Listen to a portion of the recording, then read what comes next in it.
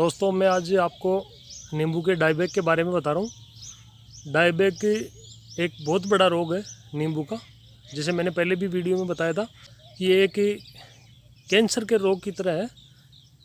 एक बार अगर हो गया, समय पर इलाज नहीं हुआ तो ये पूरे पेड़ को नष्ट कर देता है। फिर बाद में इसका कोई इलाज संभव नहीं है, क्योंकि बताने को तो कई एक से बढ़ के एक इसको बचाने के फॉर्मूले पेस्टिसाइड आपको बता देंगे, लेकिन अगर आपके पेड़ में 80% अगर डायबैक है तो आपका पेड़ नहीं बचेगा। आप चाहे कोई भी फॉर्मूला आजमा लें, लेकिन उसको बचाना संभव नहीं है। तो मैं आपको आज ये बताऊंगा कि डायबैक होता क्यों है और ये कितने दिन में फैलता है और इसकी पहचान कैसे करें और इस पर रोकथाम के लिए कौन कौन से स्प्रे करें, वो चीज़ मैं आपको बता रहा हूँ। और पहले मैं आपको एक वीडियो दिखा रहा हूँ, मेरे एक दोस्त ने भेजा है। अब इस नींबू की स्थिति को देखिए, कितना मतलब ये पूरा लगभग 95% ये पूरा सूख चुका। इसमें काफ़ी मात्रा में मतलब रोग का अटैक हुआ है और वो भी एकदम से सूखा है, क्योंकि इसमें नींबू के अलावा कुछ हरा मतलब कोई पत्ता भी नज़र नहीं आ रहा। जो भी इसमें हरे दिख रहे हैं वो खाली नींबू ही है। तो ये इसमें अटैक एकदम से हुआ है, क्योंकि अगर पहले से धीरे धीरे इसमें अगर डायबैक होता तो इतनी मात्रा में नींबू नहीं आते, क्योंकि नींबू आने के बाद में इसमें ये इस रोग का प्रकोप बढ़ा है। तो एकदम से बढ़ने की वजह से ये इतनी मात्रा में नींबू है इसमें। और ये देखिए, तो इसमें शुरू से ही अगर ये ऊपर से सूखना चालू हो, टहनियाँ सूखनी चालू हो, ये धीरे धीरे नीचे की तरफ बढ़ती है, तो उसी टाइम अगर अपन ध्यान रखें तो इसका समाधान बहुत ही आसानी से और वक्त पर अपन कर सकते हैं। तो इस बात का विशेषकर ध्यान रखें। तो मैं आपको पहचान बता रहा हूँ कि अगर आपके पेड़ में नींबू के पौधे में डायबैक है, शुरुआत है, तो उसका पता कैसे चले अपन को कि ये डायबैक है या कोई दूसरा रोग है, या मौसम की बदलाव की वजह से पतझड़ हो रही है पत्तों में, या वो चीज़ पीलापन कैसे आ रहा है, उसका पता कैसे लगेगा अपन को कि इसमें रोग है या नहीं है।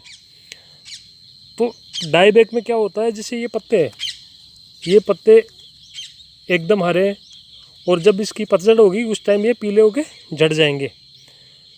तो अगर इसमें डायबैक नहीं है और पत्ते पीले हो रहे हैं तो अपन क्या सोचेंगे कि हो सकता है डायबैक हो। नहीं, ऐसा कुछ नहीं है, क्योंकि पत्ते पीले होके झड़ेंगे तो यहाँ से मतलब नई फुटान निकलनी शुरू हो जाएगी। और डायबैक में पत्ते पीले होने के बाद में नई फुटान नहीं निकलती, ये आप पहचान कर लो। अगर उसमें नई फुटान नहीं आ रही है कहीं पर भी तो कन्फर्म आपके पेड़ में डायबैक है। तो उसकी कन्फर्म एक बार मालूम चलने के बाद में उसकी रोकथाम अपन को कैसे करनी है, वो चीज़ आपको मैं सारी डिटेल से बता रहा हूँ। देखिए, डायबैक आता है सबसे ज़्यादा अपन उसमें पानी दें, क्योंकि अगर पौधे में ज़्यादा पानी देंगे तो डायबैक आएगा। तना गीला रहेगा तो डायबैक आएगा, क्योंकि हर चीज़ की लिमिट होती है, चाहे वो पेड़ हो कुछ भी हो, उसमें पानी देने की या कैसे भी मान लो, हर चीज़ की लिमिट होती है। तो उसी हिसाब से अपन को उसको मेंटेन करना है। तो अगर डायबैक हो गया तो उसकी रोकथाम कैसे करें, उसकी रोकथाम के लिए कॉपर ऑक्सीक्लोराइड 3 ग्राम प्रति लीटर और स्टेप्टोसाइक्लिन 0.5 ग्राम प्रति लीटर, क्योंकि ये एक 15 लीटर की टंकी में लगभग 5 से 10 ग्राम देने की इसकी मात्रा है। तो उस हिसाब से ये 0.5 ग्राम 1 लीटर के हिसाब से काफ़ी हो जाता है। इन दोनों का स्प्रे कर सकते हैं। और दूसरा जिंक सल्फेट 3 ग्राम और चिलेटेड जिंक 2 ग्राम 1 लीटर पानी के हिसाब से बता रहा हूँ मैं। आप जितनी मात्रा लो उस हिसाब से इनकी मात्रा बढ़ा लो। इनका भी आप स्प्रे कर सकते हो। अगर आपके पेड़ पर लक्षण दिख रहे हैं तो 4 से 5 स्प्रे कर दो, अगर ज़्यादा इसका प्रकोप है तो। नहीं तो 2 से 3 स्प्रे काफ़ी है।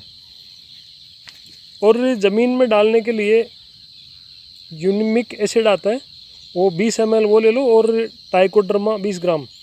ये आप हल्की हल्की गुड़ाई करके और ज़मीन में डाल सकते हो, तो इससे भी मतलब ये रोग काफ़ी कंट्रोल हो जाता है। दूसरा, ज़मीन में गोबर की खाद 25 किलो और कार्बोफ्यूरान 25 ग्राम, फोरेट 25 ग्राम। ये भी अगर आपके पेड़ में अगर डाईबैक बहुत ज़्यादा है तो ये भी आपको हल्की हल्की गुड़ाई करके और उसमें डालना है। इस पेड़ से दूरी बना के डालनी है, ऐसा नहीं कि तने के पास में डालें और फिर से तने के पास में पानी देंगे तो वही समस्या आएगी। पानी कुल मिला के अपन को तने से दूर देना है। और कॉपर ऑक्सी क्लोराइड का घोल बना के जो बोर्डोपेस्ट लगा दो, या केवल चूना है तो चूना लगा दो, या केवल कॉपर ऑक्सी क्लोराइड है तो ये लगा दो। इनका तने पे अच्छी तरह से पेंट करना है। तो ये किसी भी तरह का कितना भी रोग हो, अगर 50 से 60% तक फैल चुका तो ये बहुत ही जल्द कंट्रोल हो जाता है। और अगर 80 से 90% होने के बाद में ट्राई करना बेकार है, उस पेड़ का कोई समाधान नहीं है, क्योंकि ये बहुत ही भयंकर रोग है और इतना ज़्यादा फैलने के बाद में इसका समाधान मुमकिन नहीं है।